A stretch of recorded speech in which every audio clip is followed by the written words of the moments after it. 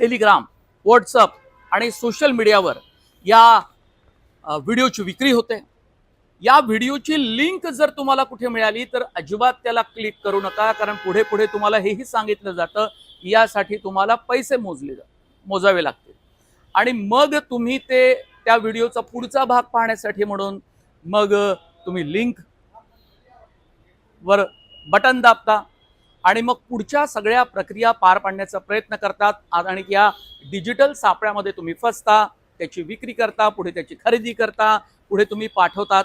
पण हा तंत्रज्ञान कायद्याद्वारे हा पूर्णपणे गुन्हा मानला जातो आहे।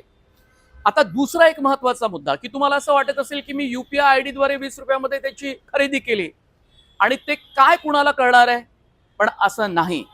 त्याचा मुळातच एक ट्रान्झॅक्शन युनिक आयडी असतो आणि हा युनिक आयडी बँक खात्याशी जोडलेला असतो, तुमच्या मोबाईल क्रमांकाशी जोडलेला असतो आणि त्यामुळे सहज पोलीस त्याचा वेध घेऊ शकतात, तुमचा पाठलाग करू शकतात, तुमच्यावर कारवाई होऊ शकते आणि तुमची रवानगी ही तुरुंगात होऊ शकते, हे तुम्ही लक्षात घ्या।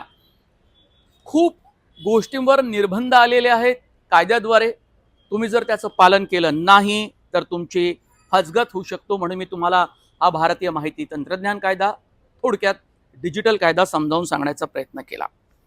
आता मुळात जर अशा प्रकारच्या या सगळ्या चुकीच्या गोष्टीमध्ये तुम्ही अडकला तर नंतरच्या काळामध्ये तुम्हाला फटका कुठे कुठे बसू शकतो हे लक्षात घ्या।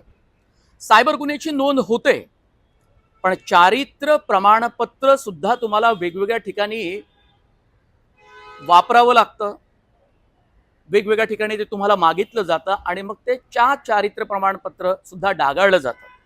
सरकारी नोकरी, पासपोर्ट, वेगवेगळ्या ठिकाणची पडताळणी, परदेश प्रवासाच्या तुमच्या संधी सुद्धा या वाया जाऊ शकतात।